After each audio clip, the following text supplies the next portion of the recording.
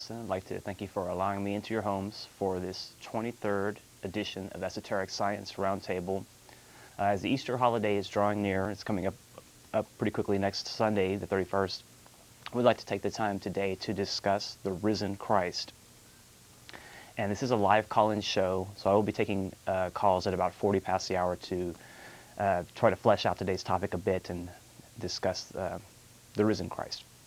I would also like to wish my niece, Hannah, a happy birthday. She's going to be 4 this upcoming Thursday, so I would like to say happy birthday, Hannah. Hope you're doing well this evening. I'd like to start my discussion with starting with the early tradition of what were called the mysteries. And I've spoken about the mystery tradition many times on this program before, but it's a good starting point because this is the process through which men in antiquity learned of religion, philosophy, and science. These three are basically indivisible. If you try to understand esoteric science, you have to take all these three things into consideration. Again, philosophy, science, and religion. They are three indivisible aspects. And these were three indivisible aspects of the early mystery tradition as well. And the mystery traditions allowed those individuals, those enlightened individuals, if you will, to put aside a certain segment of the population that they deemed ready and ripe for this dispensation of information that was passed through the mystery tradition. Now, again, the mystery tradition has been around for a long time, ever since man, well, really, it goes far back into time, into the Atlantean days, to the continent of Atlantis, when this process first came into being, and the process was available for mankind to take part in the mysteries. Now we know them more so in recent times through the Greeks and the dramas and tragedies that they put on for the public to give them some insight into the inner aspects of the mysteries. So there was always the outer interpretation that was given to the masses and the inner teachings of the mysteries that were given to those that were deemed fit and worthy to receive this inner information.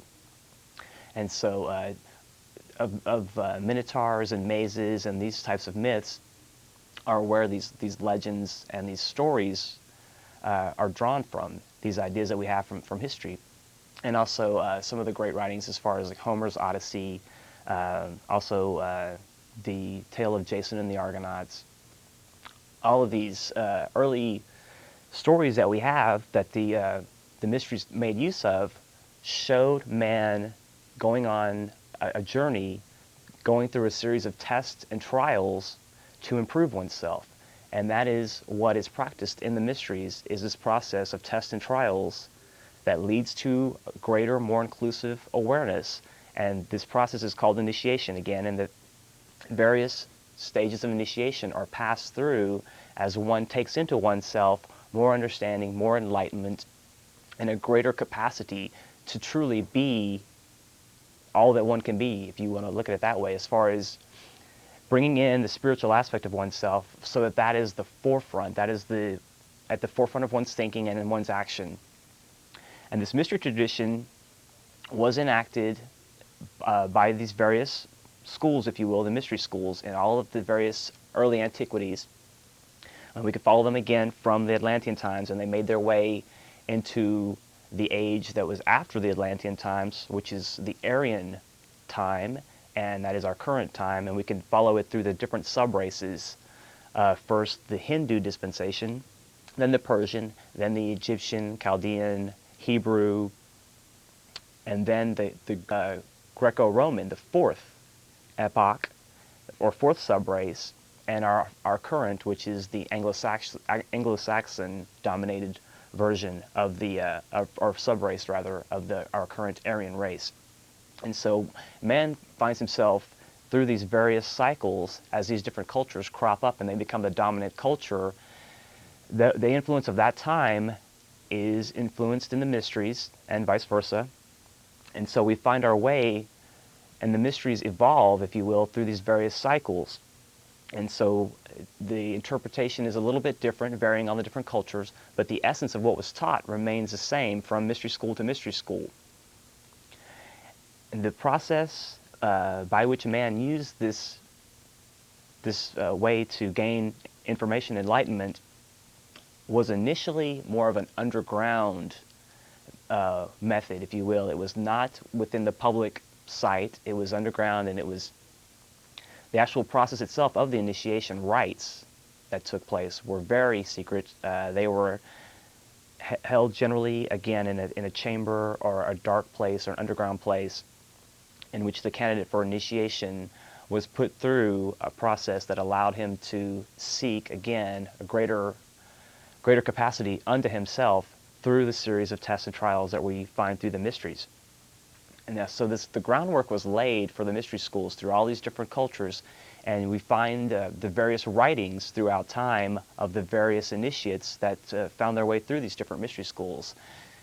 It was very much considered a high crime to betray what was given to one in the sacred inner sanctuaries of the mysteries. To betray that trust and to give that information out to the public at large was considered very, very much of a high crime, because there was always much fear that the information would be changed, that it would be diluted, watered down, changed, altered in some way that would take from it the inner essence, the inner kernel of truth and beauty that was inside this teaching. They were afraid that it would be altered. And so early in our antiquity, at penalty of death, often this was enforced. And so if one betrayed the mysteries, one often would succumb to death at the hands of the fellow initiates, because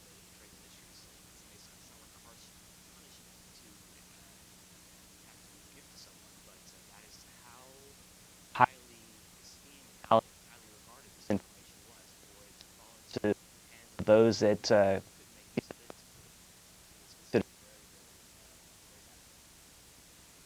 and so the idea that the initiations took place, again, in secret, and were only for those select, has evolved throughout time. And what we know nowadays as the Christian mysteries is come into the fore, and that is the predominant way through which we find inner capacity, added strength, added understanding, added wisdom, and added enlightenment. We find our way through the Christian mysteries that have adapted and adopted from this earlier phase of the mystery schools and these earlier interpretations of initiation, how they have evolved as man has evolved.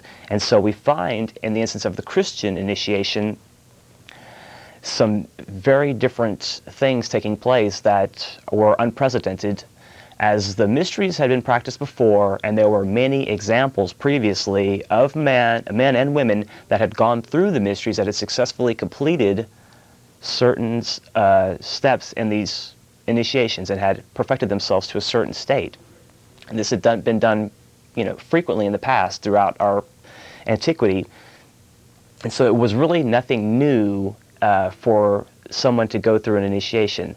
For it to be publicly demonstrated was what was unusual and what was new. That was the new impulse that was given to the Christian mysteries.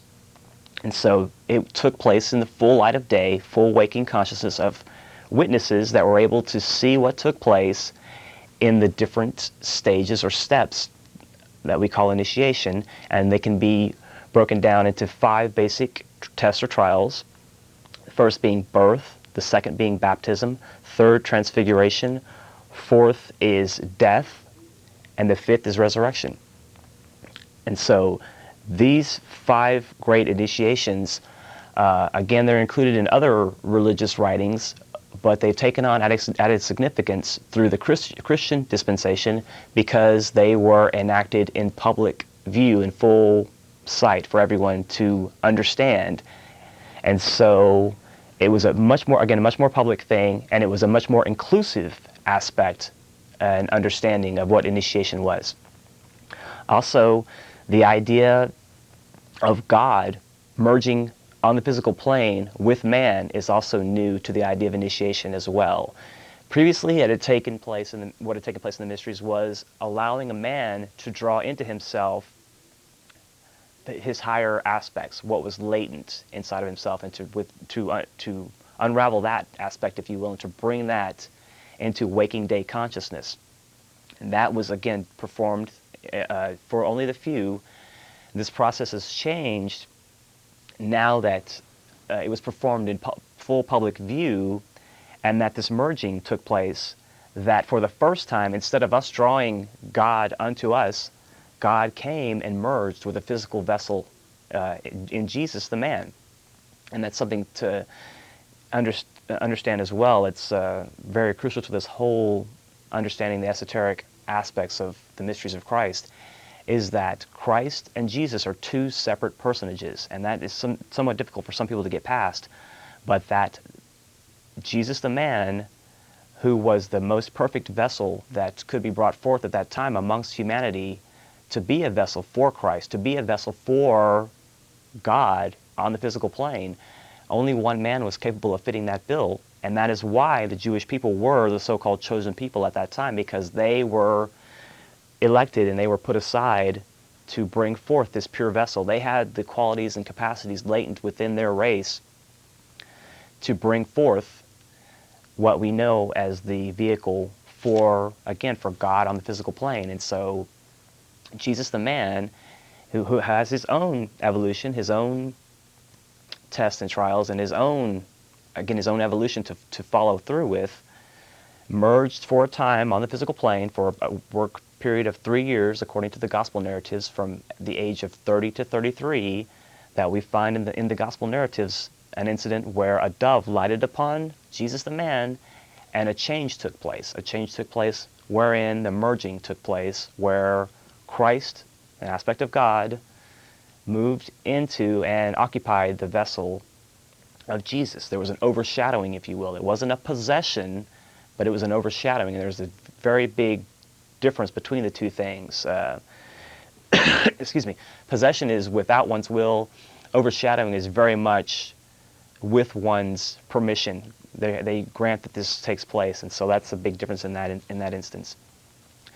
Now, I spoke again of the cycles that we go through in the evolution of man, and I've spoken of this before as well, that we go through the different varying cultures, and that each one at its proper time is a dominant culture. When we reach down into our densest point of material being, this was again during the Greco-Roman days.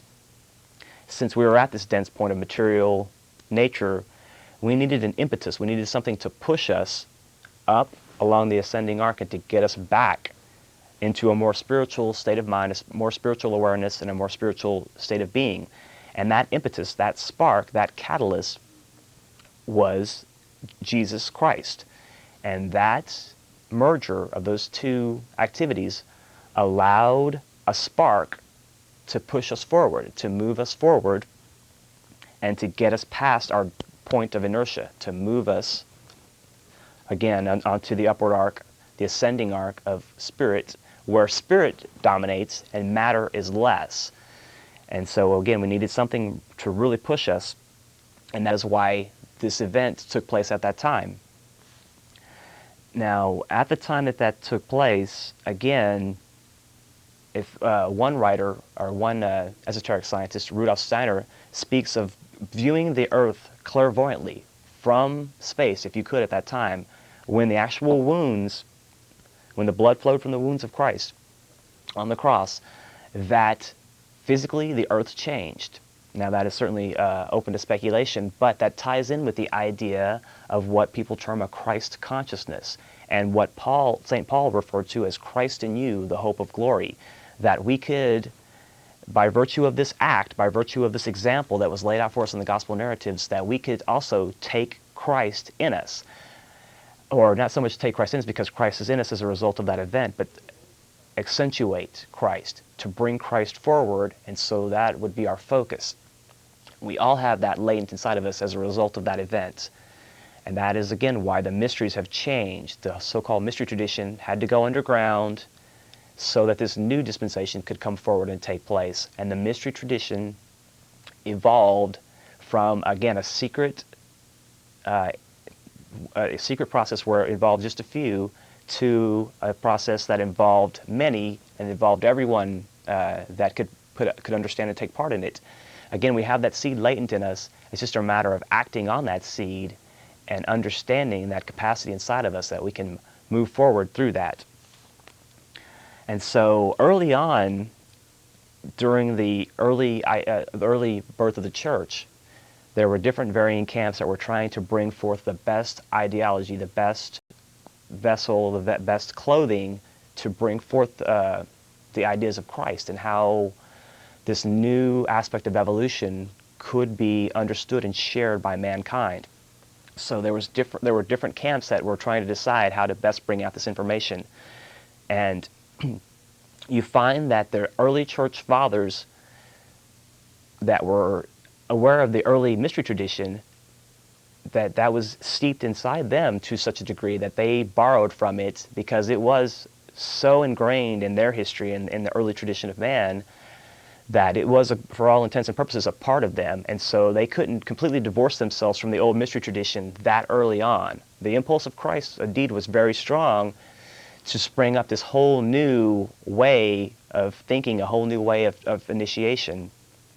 And so we did need to clothe it in the proper way so that the masses could make use of it. Because again, the old mystery traditions and the old ways of teaching through the dramas and the tragedies that were enacted for the people in the forms of plays, that was not going to be available for this current dispensation. So this new way had to be made as viable as possible to cross as many cultural and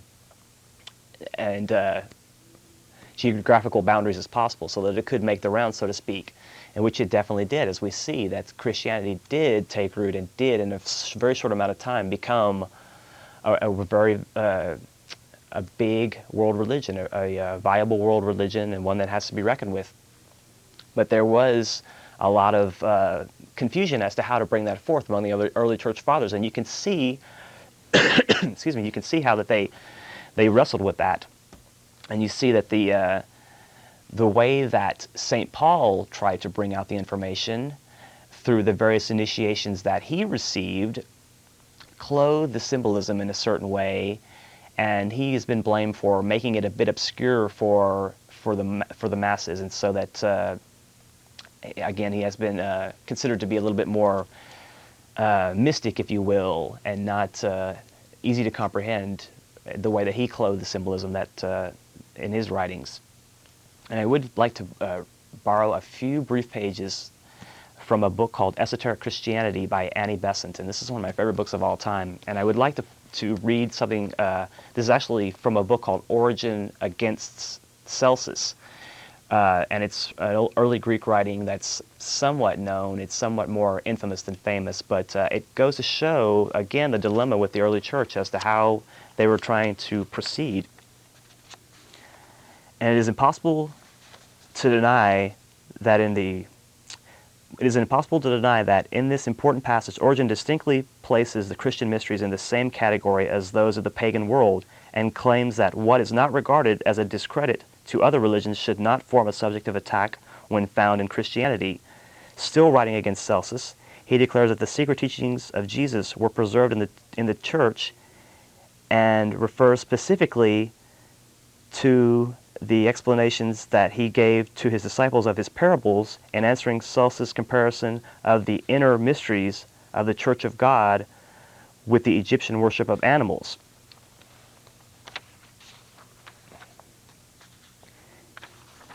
I have not yet spoken of the observance of all that is written in the Gospels, each one of which contains much doctrine difficult to be understood, not merely by the multitude, but even by certain of the more intelligent, including a very profound explanation of the parables which Jesus delivered to those without, while reserving the exhibition of their full meaning for those who had passed beyond the stage of exoteric teachings,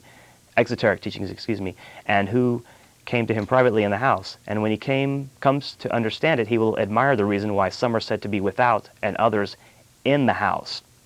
And he refers guardedly to the mountain which Jesus ascended, from which he came down again to help those who were unable to follow him whither his disciples went. The allusion is to the mountain of initiation, a well-known mystical phrase, as Moses also made the tabernacle after the pattern shown thee in the mount. Origen refers to it again later, saying that Jesus showed himself to be very different in his real appearance when on the mountain from what those who could not follow him so high. So also in his commentary on the Gospel of Matthew, chapter 15, dealing with the episode of the Syrophoenician woman, origin marks, and perhaps also the words of Jesus, "There are some loaves which it is possible to give to the more rational as to children only." In the famous controversy which Celsus attacks were made on Christianity, which drew out a defense of the Christian position in which frequent references were made to the secret teachings. Celsus had alleged as a matter of attack that Christianity was a secret system, and Origen traverses this by saying that while certain doctrines were secret, many others were public, and this system of exoteric and esoteric teachings adopted in Christianity was also in general use among philosophers. The reader should note in the following passage the distinction drawn between the resurrection of Jesus regarded in a historical light and the mystery of the resurrection. Moreover, since Celsus, frequently calls the Christian doctrine a secret system of belief, we must confute him on this point also, since almost the entire world is better acquainted with what Christians preach than with the favorite opinions of philosophers. For who is ignorant of the statement that Jesus was born of a virgin, and that he was crucified, and that his resurrection is an article of the faith among many, and that a general judgment is announced to come, in which the wicked are to be punished according to their deserts, and the righteous to be duly rewarded? And yet the mystery of the resurrection, not being understood, is made a subject of ridicule among unbelievers. In these circumstances, to speak of the Christian doctrine as a secret system is altogether absurd, but that there should be certain doctrines not made known to the multitude which are revealed after the exoteric ones have been taught is not a peculiarity of Christianity alone, but also of philosophic systems in which certain truths are exoteric and others esoteric. Some of the hearers of Pythagoras were content with his ipse dixit, while others were taught in secret those doctrines which were not deemed fit to be communicated to profane and insufficiently prepared ears. Moreover, all the mysteries that are celebrated everywhere throughout Greece and barbarous countries, although held in secret, have no discredit thrown upon them, so that it is in vain he endeavors to calumniate the secret doctrines of Christianity, seeing that he does not correctly understand its nature. And so that just goes to point out that even in the earliest days of Christianity, there was a lot of dissension, there was a lot of misunderstanding, and there was jockeying for what would be the position that would come out. And you see there was early argument that Christianity was a secret society, that it was a sect that, well, obviously that held secrets and that kept its truth away from the masses. And again, to justify that, every society and every philosophy has had an inner teaching and an outer teaching. And Jesus himself taught in parables, and he made the statement, "Unto you is given to know the mystery of the kingdom, and to those without I give parables." And that goes again to allude to the idea of the inner teaching for those that were the elect, and the outer teaching for those that could only grasp a certain level of comprehension. Now again, Christianity has evolved more so than the early mystery tradition, and that it is more inclusive, and you don't have to go to a specific place in order to have an understanding of Christ, to have Christ in you, the hope of glory. You don't have to go to a church, and you don't have to have it given to you through some specific official church head, a priest or a preacher or anything along those lines. That's the new aspect of Christianity, and the idea of finding it on one's own, that we are never really truly alone, as we are all interconnected. That's one thing that it's very helpful to keep in mind, that we are interconnected, and that there is no real loneliness or separation or no true isolation, that we are all one total, parts of a one living total. To keep that in mind is very helpful in this whole ideology. Excuse me. And so, in particular, during this time of year, the particular initiations that were dealt with, that we consider for Easter, would be the death and resurrection of Christ. And this is springtime, obviously, and so we see evidence all around in nature of life springing forth in the plants and the flowers. We see the Easter lilies spring up around this time of year, and they're a constant reminder for us of the risen Christ, of the living Christ. So many people concentrate on Christ on the cross, or Jesus on the cross, and they can't get past that concept of Christ as a blood sacrifice to somehow pay for our sins. And I think that's very much a misconception and a distortion of the true teachings as they were originally intended.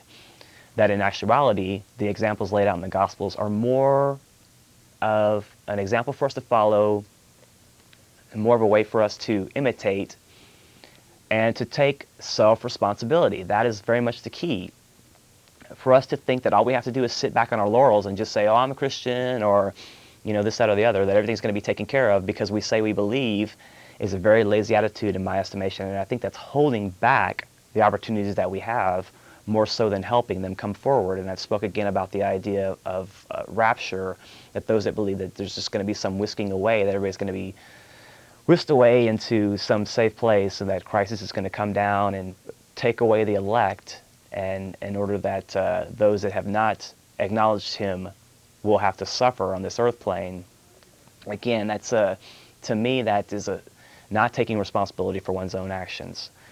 That is the key that I feel like, from my interpretation, and really what esoteric science tries to bring out through its interpretation of both the historical, the mystical, and the mystic Christ, that we find this example to follow, and also, but again, that the idea that people that they emphasize the cross more so, the example of sacrifice, and certainly we want to remember the sacrifice that took place, because there certainly was sacrifice, and again, sacrifice has always been the key characteristic, key component in any of the previous world saviors or world teachers that have come forward to try to share some of their information, their wisdom, and their enlightenment with the rest of humanity.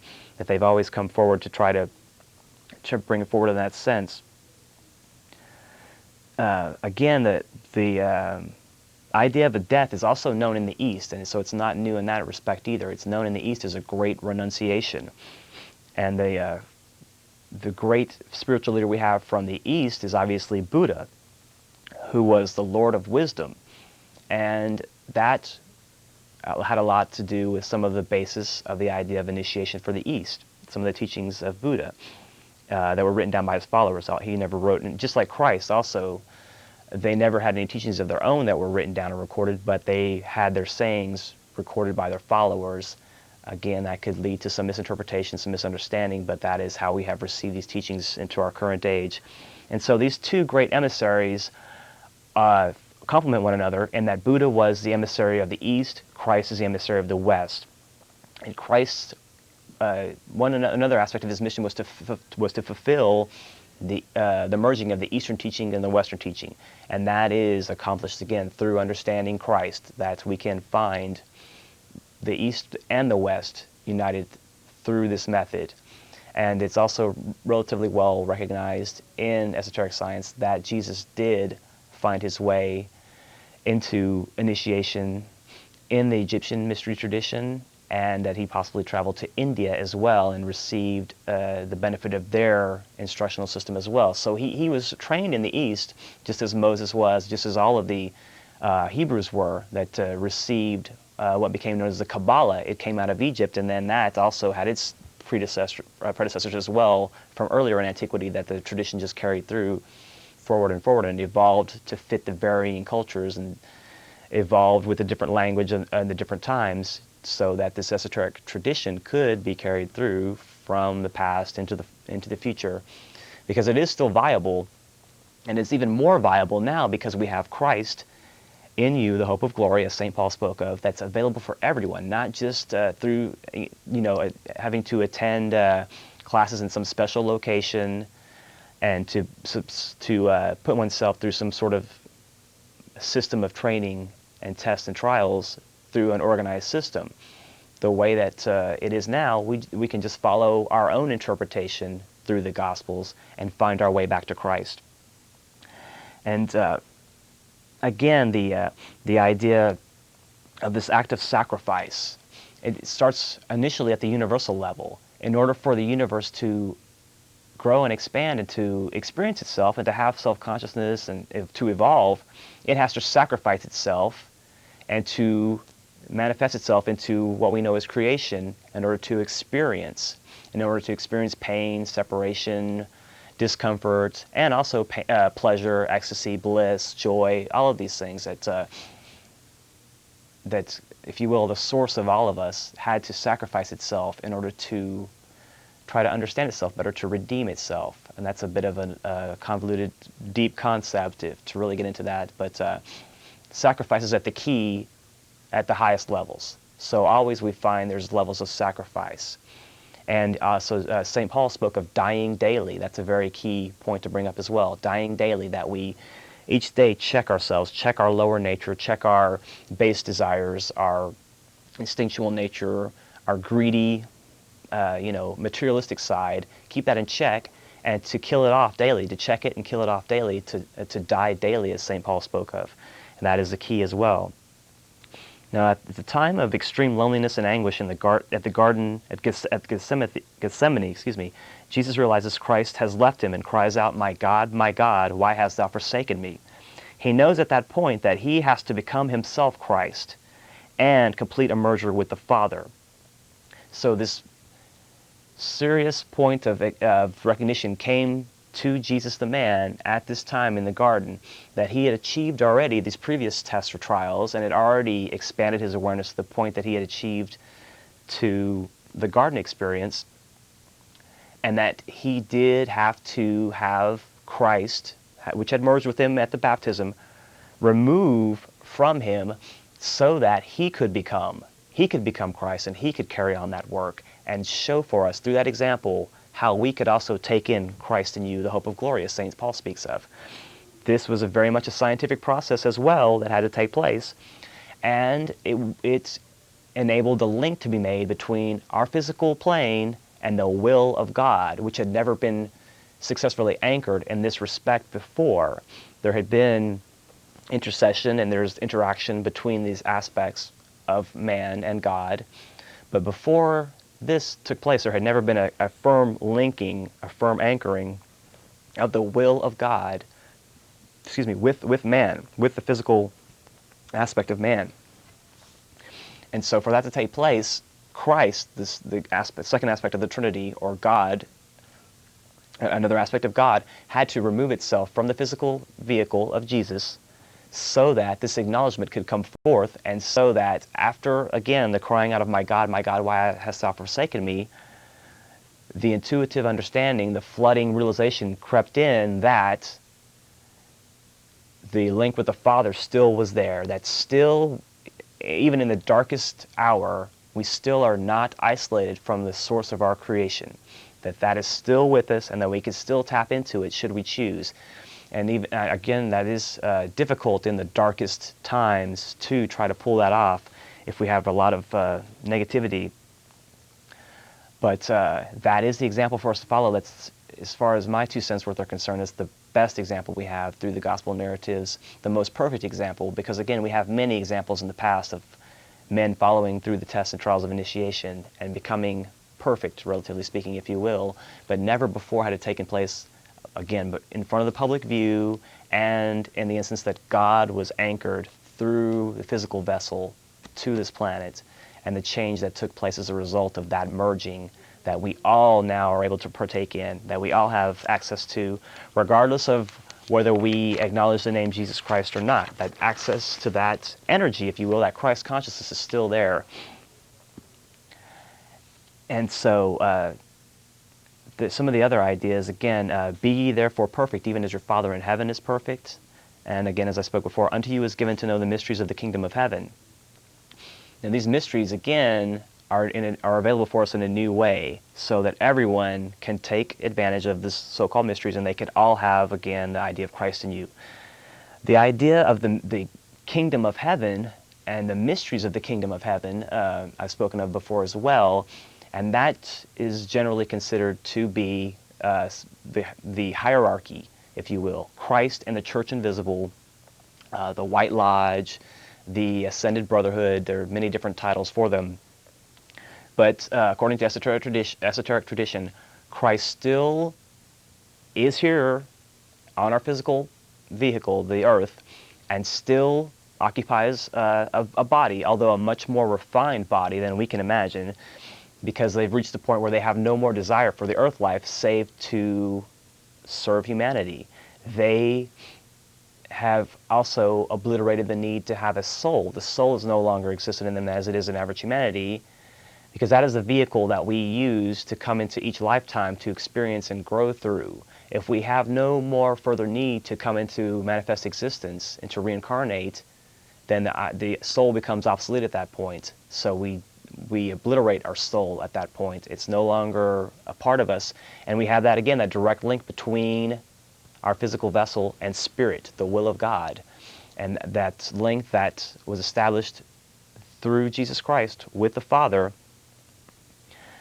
is available for us. And we can also take advantage of that scientific process and to make our will one with the Father. It's not an easy thing to do. It's a very difficult process, really, quite frankly, and it takes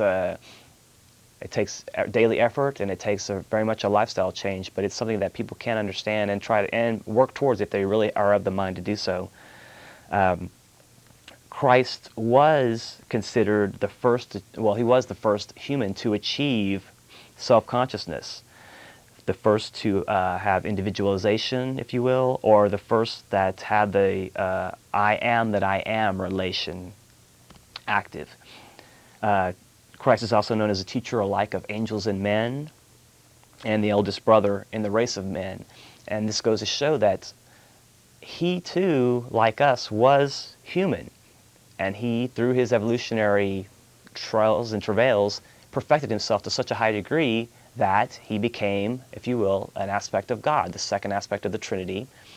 And that also is the archetype, and that is a template and the pattern that we can also follow, that we can move forward through our individual evolutions, and that we can also put on Christ, and that we can make ourselves fit to see the kingdom of God, fit to be citizens of the kingdom of heaven, and to not just interact with the so-called hierarchy, not just to interact with the Christ and the church invisible, but to actually form the outer ranks, if you will, and to play a vital role in helping several things, to bring forth what we would term a Christ consciousness.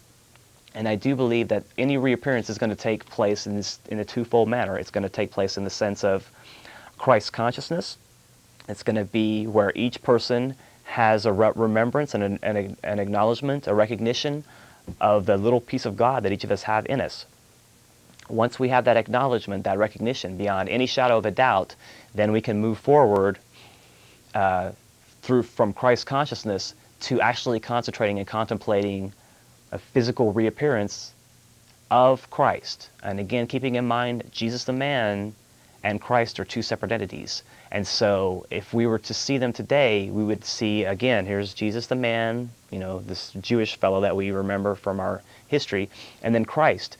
And Christ would be not necessarily any specific racial type or any specific physical build, because he would generate according to whatever need, according to necessity, he would be able to generate the fit, proper vessel to move and act through. And so he may appear different ways to different people, and that's something too to keep in mind. And if people are expecting an actual physical reappearance of Christ, which I look forward to, and I do think is a viable, realistic situation that we can look for, and that many of us living right now will be able to experience before we pass this current earth incarnation in this current lifetime, that we also will be able to work and merge and have physical activity with Christ and the church invisible. That as this Christ consciousness is more pervasive and more understood, and again, if you can visualize little points of light, that as each person lets his little light shine, if you will, and has this understanding of Christ in you, the hope of glory, that fans that little spark into a flame, that this is very much an exponential process, and that it only takes a handful here and a handful there to really ignite and start a huge conflagration, if you will, a big fire, where each little light is joined along lines of other light in order to encompass the globe with living love, with living light, love in action. And that's part of our work too, should we choose to accept that, as far as bringing forth any activity, any physical reappearance of Christ and the church invisible. that we have to get ourselves together first and have a relative state of peace and calm before they'll be willing to come and actively work among men. If they were to come now with all of this chaos and disorganization, they probably would be not be so well received at this time. Mankind has to, in larger numbers, make themselves more ready for this dispensation to take place. We have to have more numbers, really, that are aware of what's going on, that are willing participants in what will take place in order to bring forth a reappearance. And again, if we try to think too much about, just sitting back and letting this happen, that, oh, well, Christ is going to come and everything's going to be all right and that things are going to be taken care of, again, that's shirking our responsibility. We have to keep firmly in mind that we were put here for a reason, and that the work that we do, this evolutionary work that we do, the method that we use to refine the physical vehicle, to refine matter with spirit, is all part of this process, and that we can move forward and use this process in our lives and to have an overall outcome that's going to be more inclusive, and that the way things are right now, where the monetary system and the media and many of the outlets and aspects of public consciousness and mass consciousness are being manipulated or controlled, and so not everybody has the information at their disposal to be able to take advantage and move forward and move on this kind of information, to find it in themselves to act on this. And that's a big part of it too, to be able to have some remembering, if you will, and some understanding of this whole situation, and that yes, there is a problem, and yes, there are things that we can do to get past this seeming impasse, all of the chaos, confusion, and the craziness that seems just overwhelming right now, that we can find our way and dance gracefully through all of these obstacles if we but find the way to do this.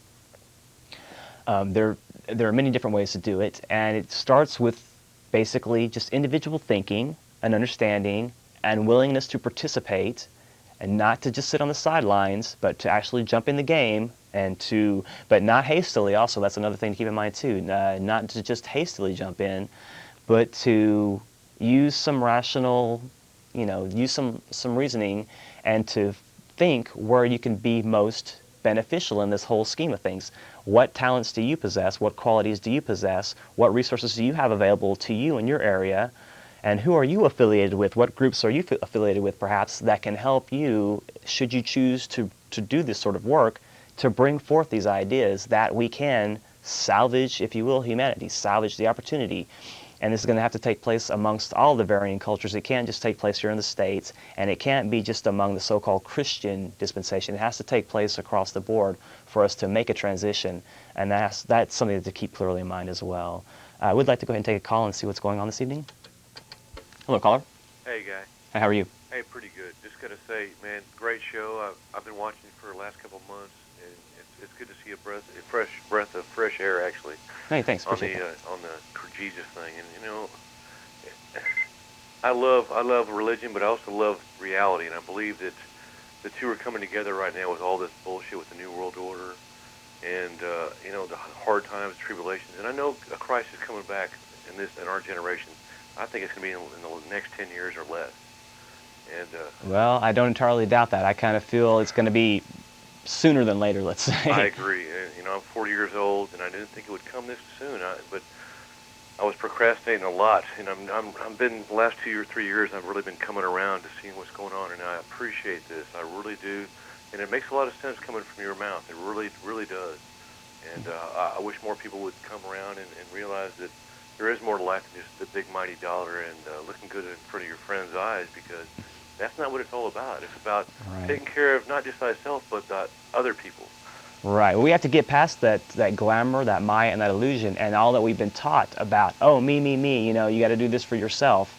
We can get past that thinking and understand how we can improve ourselves, but also help others as well. And I think that's a big part of taking responsibility that I talked about earlier. That is going to have to take place in the future for people to be able to really make use of this event, and not just for it to, to happen like it did before, where yes, he came and he was recognized, but he was crucified, and as many of the previous lesser saviors and teachers that have come before have been persecuted as well.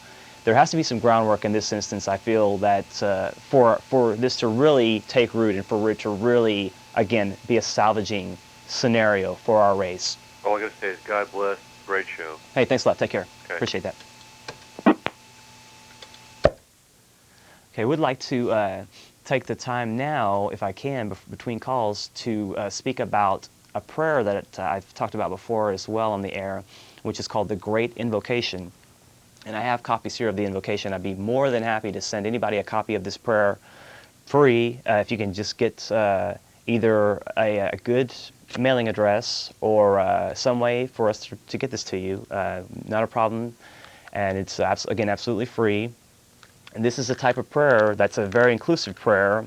It's somewhat like the Lord's Prayer in that the different stanzas relate humanity to Christ and the church invisible, or Christ and his disciples, and the will of God, or the Father.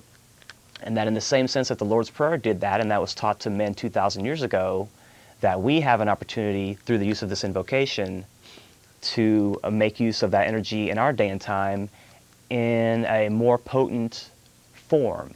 Now, that's not to take away from the Lord's Prayer. It's been around a long time, and its accumulation, its use, has culminated in today with its being a very well-known world prayer amongst a lot of people. And so it carries a lot of weight. And when you have something like that that's added up and added up and added up through use over a long period of time, it gains potency.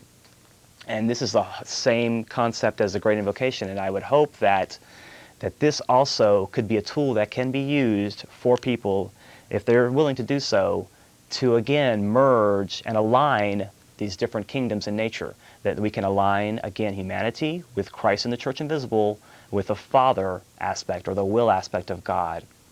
And if you would allow me just to read briefly the Great Invocation, and also if I could ask folks out there to contemplate in their own mind what it might mean for a reappearance of Christ. How can we work in our own lives? If this is something that we feel is worthwhile, something worth pursuing, what can we do in our lives to bring forth these qualities that are going to help bring forth a reappearance? Obviously, everybody's view is going to be a little bit different, but if we collectively at least think about a reappearance, at least collectively think about a sharing of a Christ consciousness, if you will, where each individual has that spark of divinity awakened and alive in oneself, that, again, we can help, through the potency of a prayer like this, help a merging to take place. And again, the network of light that I spoke of earlier can anchor in and take root and can help us to move forward. And so if you allow me to read the Great Invocation now, and if folks wouldn't mind joining along with me in their thoughts as far as an idea of what we can do to help actualize and bring Christ back into our consciousness more so. From the point of light within the mind of God, let light stream forth into the minds of men. Let light descend on earth. From the point of love within the heart of God, let love stream forth into the hearts of men. May Christ return to earth. From the center where the will of God is known, let purpose guide the little wills of men, the purpose which the masters know and serve. From the center which we call the race of men, let the plan of love and light work out, and may it seal the door where evil dwells. Let light and love and power restore the plan on earth. Now again, this is a very powerful prayer in my estimation, and it's also is used by many different denominations. It's not exclusively a Christian prayer, and that's something also to keep in mind too, that all the great religions of the world are looking forward to the return of a world teacher, of a world savior.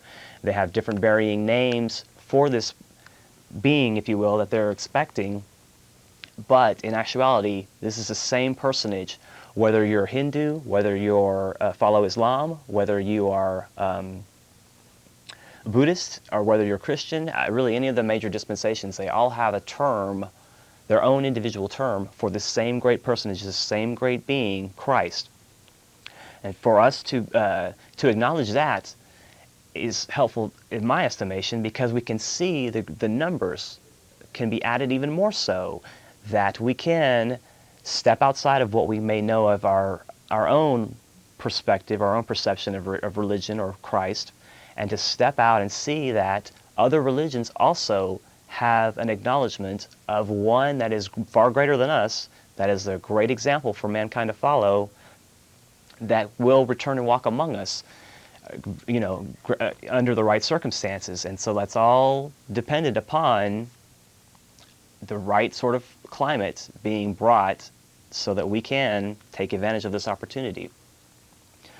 The different religions that have brought this idea forward, there's still many people that are of the Hindu faith, of the Buddhist faith, that follow Islam, and so we have to understand that that is right and proper for those people for this time. To go and judge people, to say that, oh, well, your way is this and my way is that, that's going to just lead to more divisiveness and more non-inclusiveness.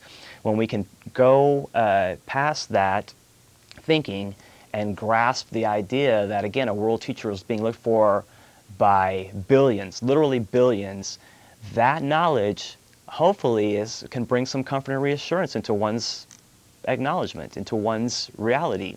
And so they can make better use of this aspect that we have latent in us. Again, Christ in you, the hope of glory, that we can key in on that and bring it forth from latency into full flowering activity. And that's part of what we can do if we choose. Let's take another call here. Hello, Hey, caller. what's going on, man? Hey, how are you?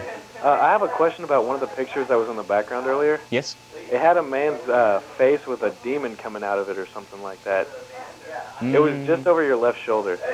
I don't know 100% sure. I'm not 100% sure. Do you choose the pictures that are back No, there? I don't actually. My producer does, and I'd have to ask him and see where he got it from. Oh. But I'm sure he got it from some book, likely, and Yeah, it's very books are likely, good. from a very old painting, or at least several thousand years old painting, Uh-huh. or Does maybe he let's have say connections 1,000. with the art community? I'm sorry. Does he have connections with the art community? No, he just, like I said, best of my knowledge, he just borrowed from some books, and again, Okay. these are old enough paintings and artistic renderings that there's no copyright infringement Yeah. and that sort of thing. Yeah, we were- I'm sorry. No, go ahead. We just want to try to get something that generally flows with the theme of the show as much as possible. Not always, but generally speaking. Well, they're very beautiful. Thank you. I That's like also what you're doing there. thanks. I appreciate that. Well, it helps also to get some distraction from me and just the bland talking head, and to have a little bit more going on in the background. Well, for don't people. call yourself bland, man. That's putting yourself down a little bit. Well, I appreciate that. Thanks a lot. Have a nice evening. Yeah, you have a distinct resemblance to, like, if James Taylor and maybe Jesus had a baby. That would be you. That would be an interesting merger. I Yeah. You would appreciate sing that. pretty good, I imagine, right? I've given it an attempt in the past. I'm just a little embarrassed about that capacity, but yeah. We'll keep the esoteric science up, man. It's good. Okay, thanks. Have a nice Bye. evening. Take care. Oh, well, at any rate, that's an interesting comment. I would, again, like to emphasize the life aspect and not the death aspect. That's very, very key and very crucial, that we not, I don't want to say waste time, but not overemphasize the crucifixion itself, that deed, but look at the sacrifice and look at the example more so, and understand that that was not a final death. It was only a temporary death, and that resurrection ensued afterwards. And so the resurrection process is what we have to key in and concentrate on, the living Christ. And that's why, again, I've chosen to call this show The Risen Christ, because that is the aspect that is very crucial, and I cannot hammer that home enough, as I beat that point endlessly, that the living, risen Christ is the aspect that is going to help us to, again, go through the process of redeeming this dense physical vessel with spirit, to move spirit into matter and to refine the physical vehicle to accentuate the positive and not accentuate the negative. And that is ultimately our choice. As we have more and more people willing to take that into themselves and take that into account and let that response blossom forward into responsibility, then again we can see, like I was speaking about earlier, different factions, different groups coming together in a like-minded fashion in order to, again, just get the collective thinking together, get the mass consciousness together in order to help to salvage the race. It's a crucial time right now. It's a crucial time. It's a transition time, and this is a key opportunity for us to take advantage of, should we so choose. Hello, caller. Suck my cock, Have a wonderful evening, and when you go to bed tonight, tell your mommy to read you the book with the cat on the cover. The cat with the hat on his head. She'll be really happy that you can say that on your own. At any rate, take care, everyone. I'd like to thank everyone for taking the time to call. Actually, we might be able to squeeze a few more calls in. I would like to remind folks that this upcoming Friday, which is the 29th, the guys with Reality Expander are going to be putting a program on that deals with the 9/11 event, the World Trade Center bombing, and it's going to lay that out in sequential order. That's going to bring a lot of illumination to what took place during all of that. Certainly there are other people down here at Access that are doing a really good job as far as trying to bring out some of these ideas out, because that also is part of what's going on if you want to take in the big picture, that there's a lot of manipulation going on and that these acts are being perpetrated behind the scenes to condition us little by little. And that if we don't understand this, that our limited consciousness we're going to be limited, and we're not going to be able to expand ourselves into a fuller understanding.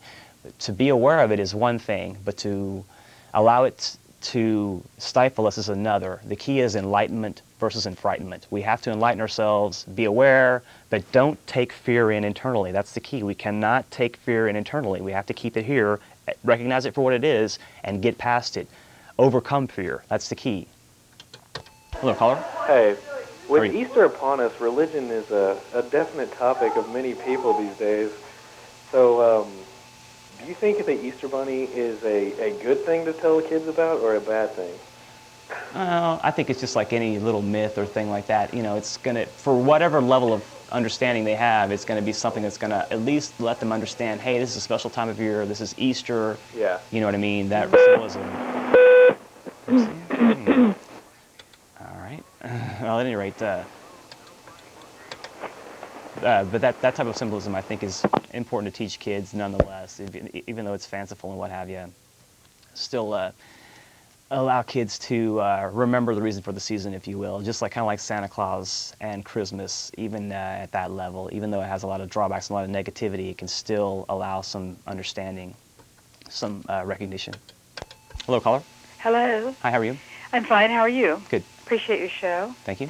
I just wanted to ask you how you felt about the idea of the resurrection as being a way, Jesus' death and resurrection as being a way for people to resolve their karmic conflicts, that, you know, this go-around of karma that has been created forever and evermore by his death and resurrection, that ended that at that point in time and showed us a way to go forth. No, I wouldn't really agree with that personally, because I feel that we have responsibility. Thank you for your call. I do appreciate that.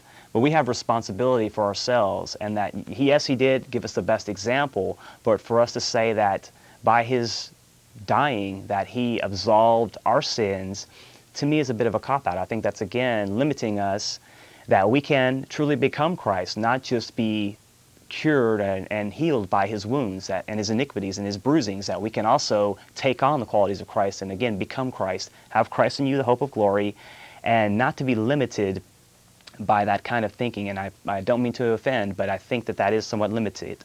I don't have time to grab the last call. I do apologize. I'd like to thank my producer, Chris, for commanding the helm of the Starship Esoterica. And I would like to encourage everyone out there to take the time to stay tuned to Channel 10 for Reality Expander, Chris Athanas. Always going to be, they always cover something really thought-provoking, and so I'm sure today's no exception. I'd like to say thanks again, Austin, and I'd like to end with saying Christ in you, the hope of glory. See you again next Tuesday, Channel 10, 8 o'clock live.